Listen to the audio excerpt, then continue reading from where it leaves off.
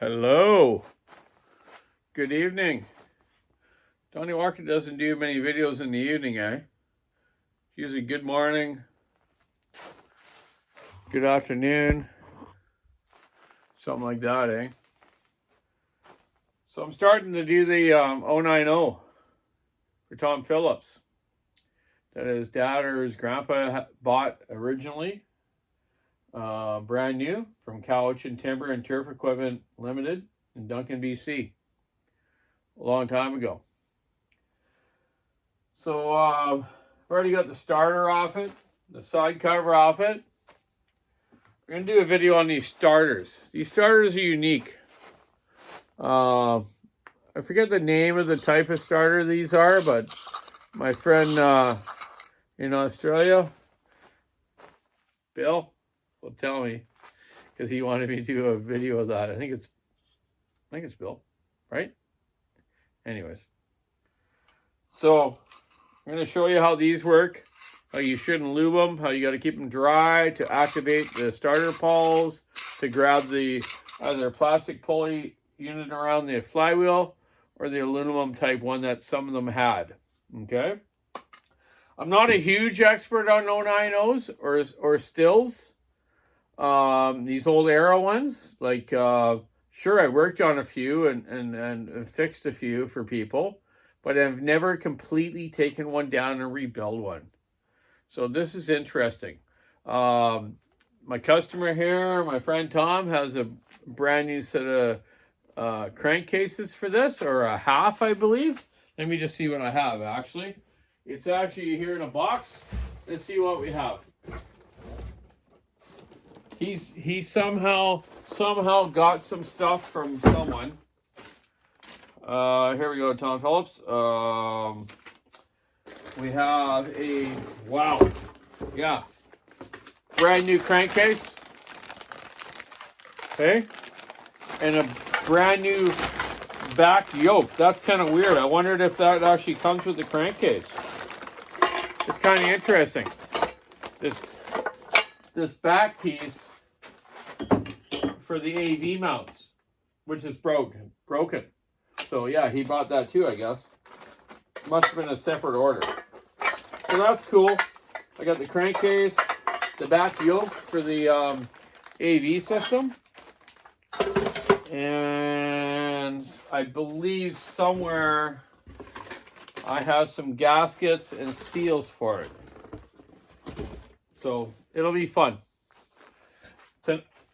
Tonight I just wanted to show you the saw. You can see back here, it's got the back broken yoke here for the AV mount, and the AV mount is actually missing. So I'm gonna have to find that too, Tom, or try to figure out where that is. I'm sure we can find it. There's a lot of aftermarket parts for these, or some OEM stuff. I don't know what the condition the motor's in, but I'm gonna take it apart and look at it and see how it is and go from there. It's been sitting around in a barn for a long time. You know, I don't think it was used a lot. You know, I can always tell when a saw is used a lot by around the bar plate area. You know, how much the chains come off and scratched it up. Sure, it has some marks here, but not so bad. You know, it's got an old 404 sprocket on it, which was predominantly used in those days. And we'll see how that goes. I'm looking forward to doing this. And then I'll know how to do one. Okay? They had an interesting system on these with ignition timing and the governor system. So what they had on these 090s, 070s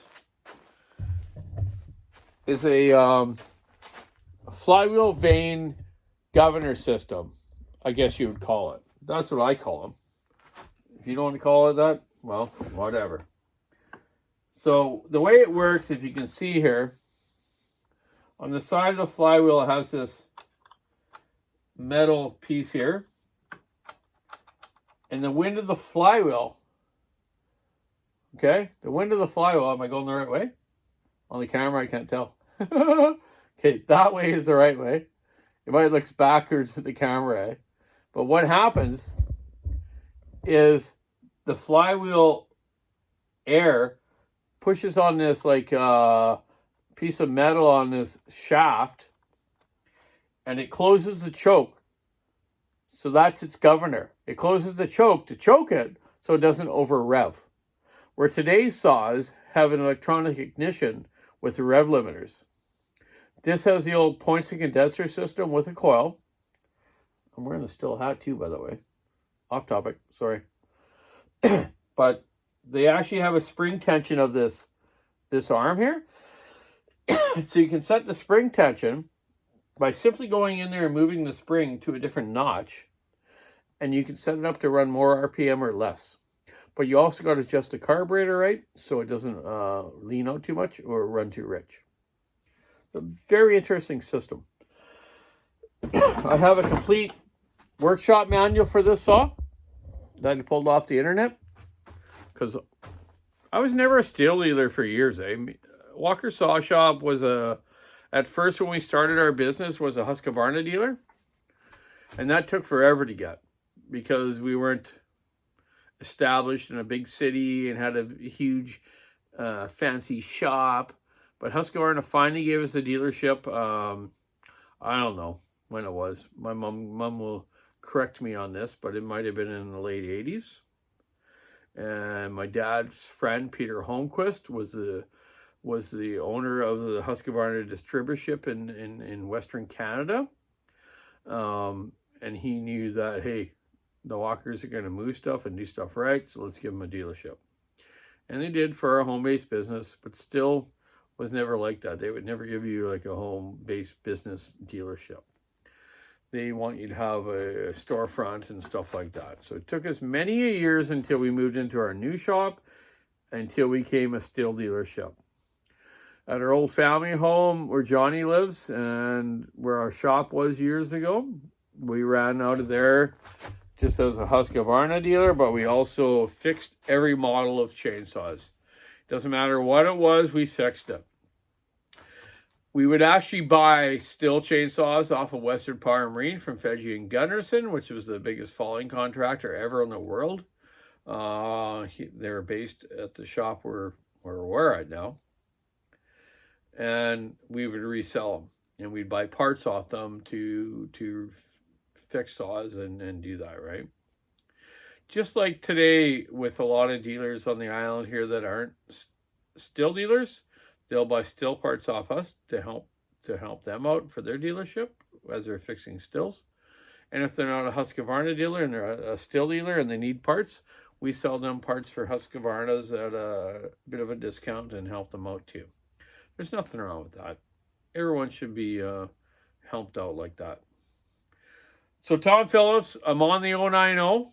I'm going to start ripping it apart and see what kind of shapes the motor in. And I'll show you that when I get that part apart.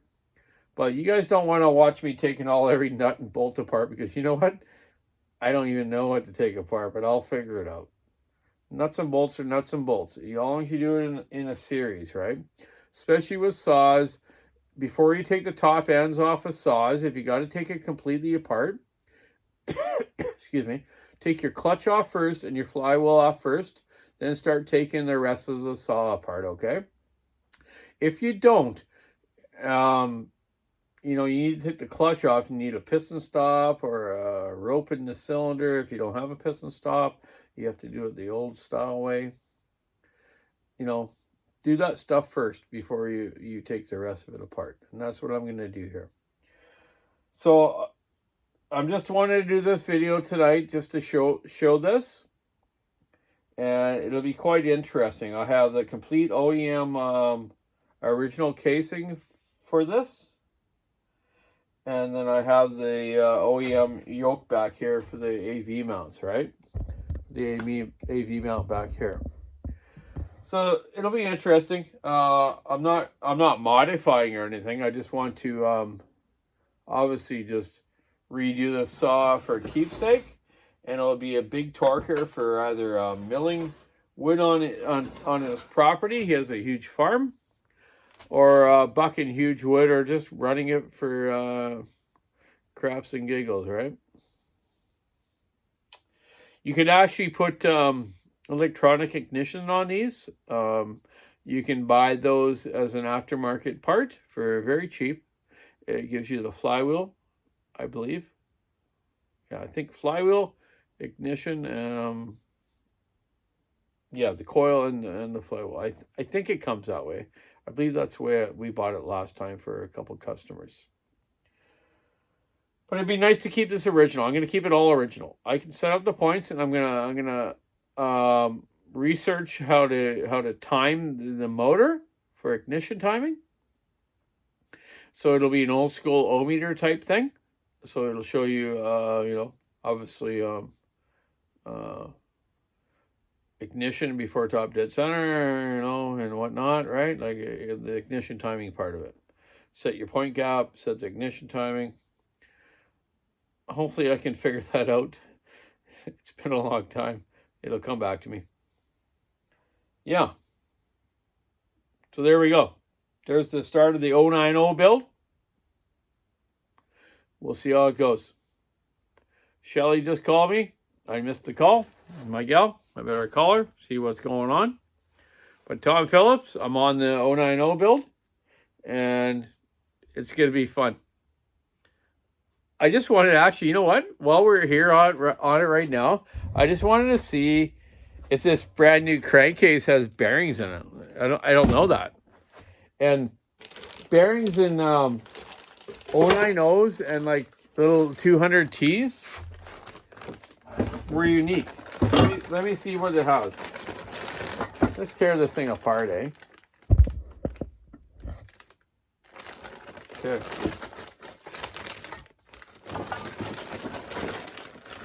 There's a yoke. What's that? That's really. Oh yeah, it's got bearings in it. So look at.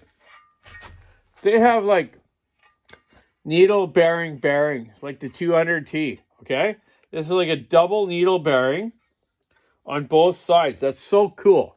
So 090s are like 200Ts. They have side crank play. Okay, they have crank play. A lot of dealers with 200Ts, I just wanted to say this,